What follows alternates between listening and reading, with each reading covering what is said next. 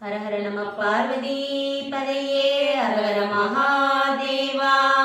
தென்னாடுடைய சிவனே போற்றி, எந்நாட்டவர்க்கும் இறைவா போற்றி.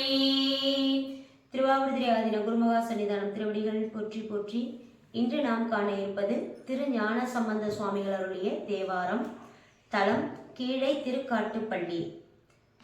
பாடல் செய் அருகே புனல் பாய ஓங்கி செங்கயல் பாய சில மலர்த்தேன் என தொடங்குவது. பண் நட்டப்பாடை, ராகம் கம்பீர நாட்டை, தாளம் ஆதி. நம்ம ஏற்கனவே இந்த முதல் பண்ணான நட்டப்பாடையிலேருந்து தொடர்ந்து பாடல்களை பார்த்துட்டு வரோம். அதில் இது 5வது பாடல். இந்த பாடல் ஒரு லைனுக்கு ஒரு ஆதி தாளம் வந்து உட்காரும். 2ஆம் அடைக்கு இருக்கிறதால 2 ஆதி, 8 8 16 வரும். 2வது பணுவல்லேருந்து பாராயண முறையில் தாளம் கண்ட நடையில் அப்படியே மாறி பாடுவோம். இப்போ நம்ம இந்த பாடலை எம்பெருமானுக்கு பாடி சமர்ப்பிப்போம்.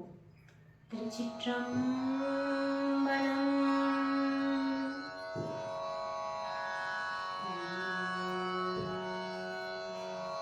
செய்யருகே புனல் பாய ஓங்கி செங்கயல் பாய சில மலர்த்தேன் கையருகே கனி வாழையீன்று காணலெல்லாம் கமழ் காட்டு பல்வேன் பையருகே